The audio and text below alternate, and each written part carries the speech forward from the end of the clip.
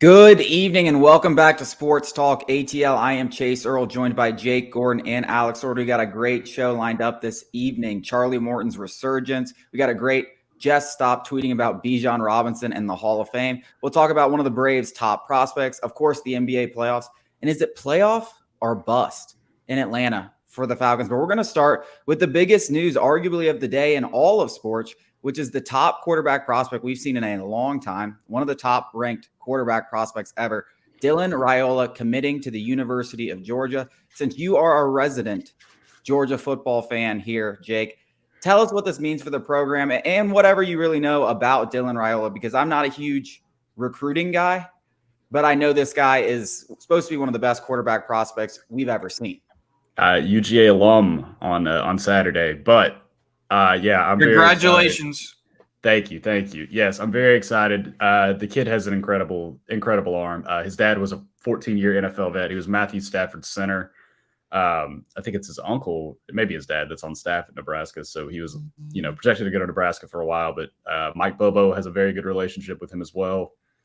And yeah, this was a huge get, not only for the kid because he has incredible arm talent, but who he's going to bring with him. There's going to be receivers lining up to play with this kid. Georgia's going to get probably 2 or 3 more 5-star receivers in their 2024 class. Is already insane.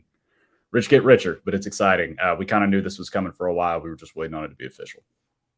Yeah, Kirby Smart is the cream of the crop. I'm not going to say he's dethroned Saban, but he's the king of college football right now, the czar of college football. I'll say it. I mean, where is Alabama? I am just saying it. I just said it. I'm just saying that, all time people can have this debate, but right now in the present, there's nobody better than Kirby Smart. The thing is, to me, is you got this shiny new quarterback, but like Kirby just showed you 2 years in a row, and this is no hate to Stetson Bennett because he made a lot of big-time throws in big-time games. When the lights were brightest, Stetson Bennett was at his best, but let's not kid ourselves. The guy was a 4th-round draft pick. He was never the most talented guy in that quarterback room. He was just the guy who could command the offense. And now they get this guy who can do this to their offense. I mean, it's unreal. Just like you said, the rich get richer. Football, NFL factory down there in Athens. You got to beat the Kings. Yeah, I'll say a couple of things. One, as a previous Georgia fan before I went to LSU, I was barking for Kirby Smart to be the head coach at Georgia for about 5 years before Mark Richt got fired. So I got to, just bark. I got to be part of the reason Georgia is winning, part of the fan base that was just yelling for this to happen. It should have happened 5 years earlier. Richt was a great coach. He couldn't get over the hump, and he really fell off at the end, and they just didn't want to let go, kind of like LSU and Les Miles at the end there.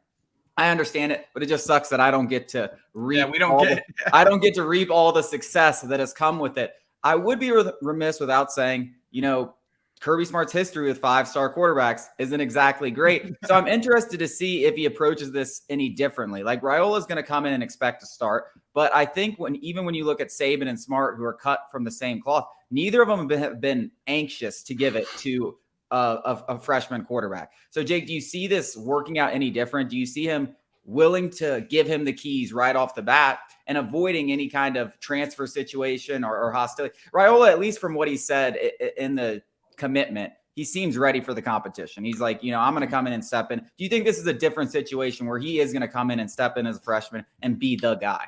Yeah, completely. I'm going to push back on he probably expects to start immediately. I think he expects to compete immediately, and I think he's going to have that chance. But Gunnar Stockton, if you know anything about Gunnar Stockton, he might as well be Mike Bobo's son. Those two are like that. He followed him from South Carolina. That's why he was committed to South Carolina originally. Muschamp was over there too. But you look at Carson Beck, if Georgia has a good enough year, which a lot of people are projecting them to have, Carson Beck could easily go to the NFL, could be a 1st-round pick if he plays well enough. And then you have Brock Vandagriff, and then you have Stockton, and then you have Raiola. And then you assume you get 1 or 2 years out of either of those guys, or Raiola beats him out. But, I mean, Brock Vandagriff was a 5-star too. Gunnar Stockton, I think, was a 5-star too. If not, he was a 4-star. I mean, all these guys can play. You think this has, in my opinion, this has to spell the end for Brock Vandagriff. They're already talking about him potentially transferring if he didn't win the job. I mean, I can't imagine he sticks around if he does, like with Raiola coming in and stuff like that. Don't you think? I would say not necessarily. I mean, everybody thought Carson Beck was gone like 2 years ago, and here he is. I mean, Kirby convinced him to stick around. Vandagriff already said he's not transferring this cycle. But if you look at Vandegrift, the best thing for him is probably to stay another year, develop another year, and then once he does potentially leave, if he does leave, I don't know, he might win the job next year. But if he doesn't, then he can actually go somewhere in the SEC or something like that, because after spring practice, you can't go in the SEC without having to sit out a year. So yeah, I was going to say that I think the most likely scenario would be Raiola winning the job next year. Certainly not, or as a sophomore. But if he came in as a freshman, I mean, that would be the first freshman Kirby Smart's ever started. Bryce Young was like the Jake guy. Fromm, kind of. Oh, Jake Fromm. But Kinda. Bryce Young is the quintessential guy who you look at and you want to be like, that's the young guy who can take our program and lead us. Not to say Raiola isn't that guy. He's got all the physical talent, just like you said. But to lead an SEC program, the top program in college football, nonetheless, takes a special kind of person. It's not necessarily about the X's and O's and more about the Jimmies and Joes. How do you lead the guys? I think that's more than anything what Kirby cares about. It's not necessarily can you make all the big throws.